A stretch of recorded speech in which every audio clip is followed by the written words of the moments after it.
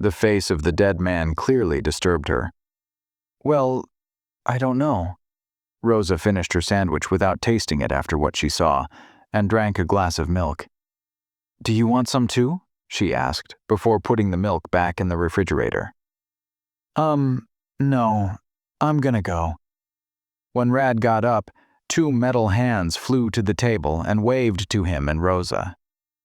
"Good morning," they greeted them. The speaker was located in the center of the palm. "Shall I clean up?" "Yes, please," replied Rosa, who was standing by the refrigerator. "And wash those glasses," added Rad. C hands, short for cleaning hands, collected the dishes and washed them in the sink. "I'm off, Rosa," said Rad, putting on his shoes. "Bye," replied Rosa, and walked into the hallway. Rad kissed her goodbye and left the apartment. He opened the police app with cars and checked the available vehicles. The cars available in it were modern, exclusive, fast. In a word, fancy. Each of them had a police mark on the door. He took the elevator down to the tunnel and walked out onto the underground sidewalk next to the underground street. He chose one of the cars, and in a moment it was waiting for him outside his apartment building. It arrived on its own, without a driver. Normally, it would have been better to order it right to his window, but he lived in a neighborhood where flying was prohibited. This was done for the city center and better neighborhoods so that the sky would be clear. There wasn't even a normal road, only an underground one. He got into his car and chose the location of the crime. He grabbed the steering wheel and pressed the gas pedal. He stopped in front of an inconspicuous old tenement building. The stairwell smelled like old tenement buildings do. When he entered the room, the first thing he noticed was that there wasn't much blood. In the middle of the hallway lay the body of a man, missing an eye and with a deformed face. 2 police officers were kneeling over him. "What happened to him?" asked Rad. "There was nothing about his face in the report." "We didn't have time to write it down. He was doused with acid," replied the policeman kneeling on the right, Len, pointing to the deformed face. His snakes moved as if they were looking at Rad. Len also looked at Rad, but his 2 colored eyes were hidden behind contact lenses. Now they were the same color, very dark, captivating eyes. Although he knew Len inside out, he had almost never seen him without his contact lenses, except in his police photo, where they had to show distinguishing features. "And they gouged out his eye," said the one on the left, Lot, waving the plastic bag with the eye he was holding in his hand. "I found it myself," he added with a smirk. His stretched cheeks accentuated the freckles on his face. "It was lying there." He pointed to the spot near Rada's shoe. "Right next to the door under the cabinet. It was hard to get it out because the gap under the cabinet was narrow and the cabinet is bolted to the wall," he added, as if proud of his find. Rod looked around the apartment. Behind the police officers, a calendar was displayed on the wall, with the date March 30th, 3080 marked, and information about Anya's birthday. Len followed his gaze. "Well, she won't be going to that birthday party now." Lot laughed briefly and then turned to Rod. "We neutralized the acid and marked it in blue. Look how much there is." "Fuck, I can see that. It's a massacre." Lot stood up. "He fought," added Rad, looking around the apartment. "There are traces of acid everywhere." Len nodded. "And blood on the door handle. Only on it and near it. There's no blood anywhere else in the apartment," said Lot. "It looks like his eye was gouged out right by the door. He grabbed it, then grabbed the doorknob. Hence the blood and my find." He shook the plastic bag with the eye again and put it in the police trunk. "And the acid? Where was it poured?" "In the bathroom." Len examined it and said there was no doubt it was there. Len also stood up from the victim without taking his eyes off her. He was still staring at her. "Yes, there's no doubt about it," Len replied confidently. Was the acid the cause of death? The eye? Rad asked. Len shook his head. Come here, he said, still staring at the victim. Rad approached. Look at this. Len pointed to the man's neck. He was strangled. Did the perpetrator wear acid-resistant gloves? He didn't need to. The perpetrator didn't give a shit if the acid was corrosive, said Lot. Well, not that much of a shit, said Len.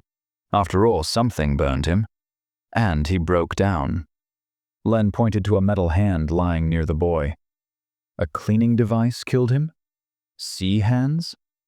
I have those fucking things at home, Rad said, getting upset. Like all of us, Len shrugged. Lot smiled, clearly amused by Rad's strong reaction to what he considered a trivial matter. His eyes lit up, eager for mischief. But this model? Lot asked. It was unclear whether he was concerned about his friend or just wanted to annoy Rad. I don't know about the model, but I know the company for sure. Well, I have a different one, said Lot. I'm safe. Rad let out a breath. He walked around the apartment and saw scattered items in the bathroom that the man had thrown while trying to get out of the room.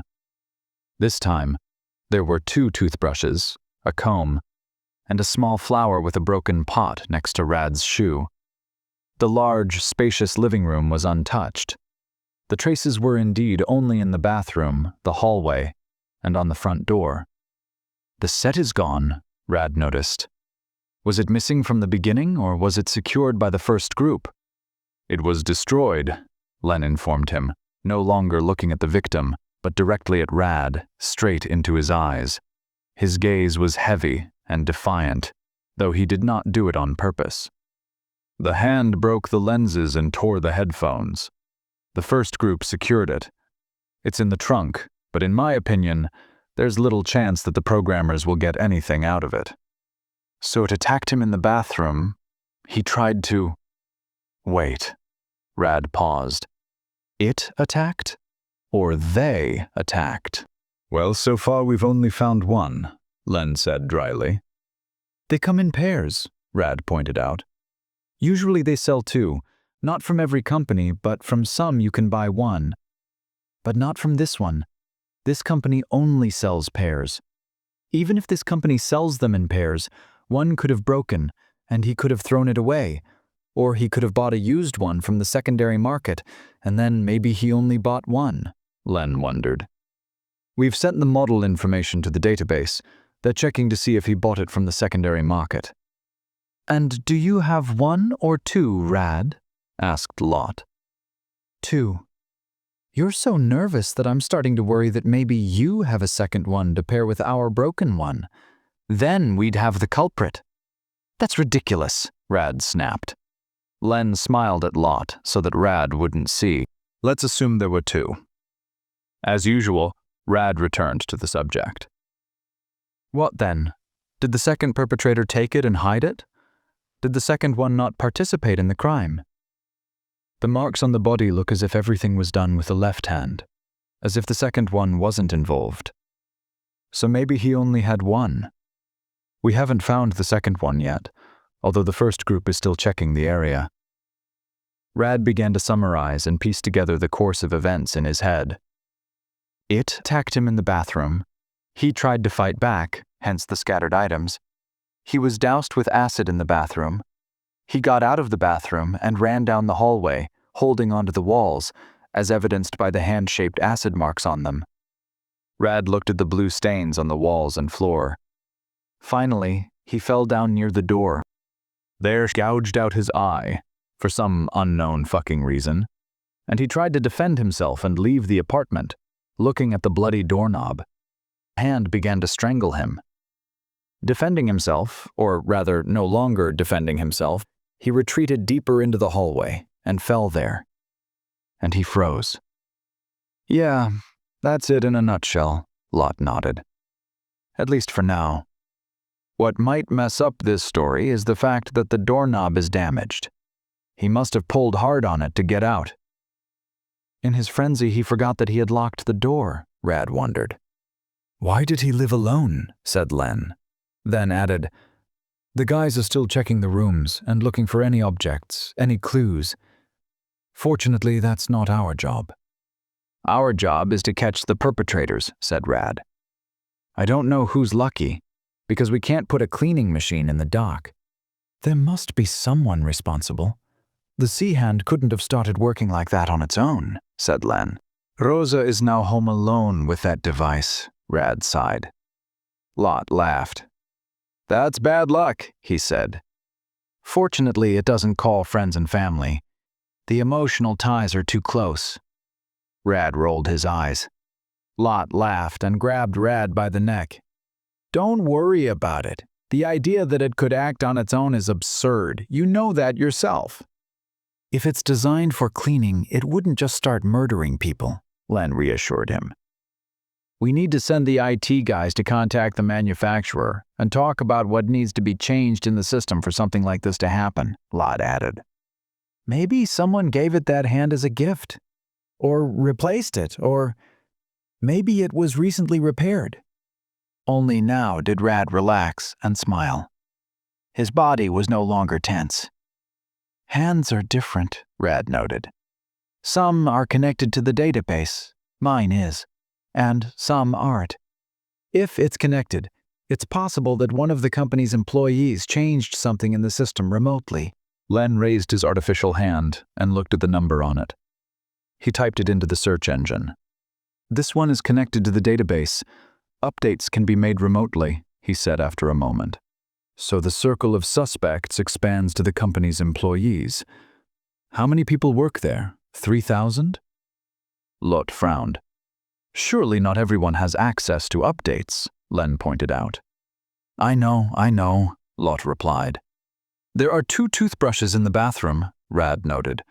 You said he lived alone. We already checked that. It was probably not a serious relationship. I'm betting on an affair, or the beginning of a relationship, replied Lot. There are a few women's things lying around the apartment, some pajamas, washed panties, a few cosmetics, but that's it. He wasn't married. For now, we don't know who his partner was. We have to check it out. Rad pondered. We need to identify her. She might know something. There's nothing for us here for now, said Len. Let the guys check the apartment. I sent a request for the surveillance footage, and I informed the neighbors that they are to report for questioning. For now, Rad began. Nothing, Len interrupted him. Maybe in the old days, when there weren't perfectly soundproof walls and doors, the percentage of someone hearing something was higher. Now it's like finding a 4-leaf clover, a rare specimen. But I invited them to talk to us, because what's our saying? Just because they didn't hear anything doesn't mean they didn't know about it. They'll be useful to us. Someone may have noticed something, knows something about him. Yeah, Rad admitted. Let's get out of here. Let's go, agreed Len. Oh, let's go, confirmed Lot, as if he had been waiting for that message. Rad headed for the door. We have it under the window. Len stopped him. But I came in my own car and parked in the garage under the building. You're not going to drive separately, protested Lot. What did you come in? A V8. Well, that's ours. Call it off and get in with us. There are a lot of downsides to this job, so let's at least not give up the upsides, since we can drive the best cars.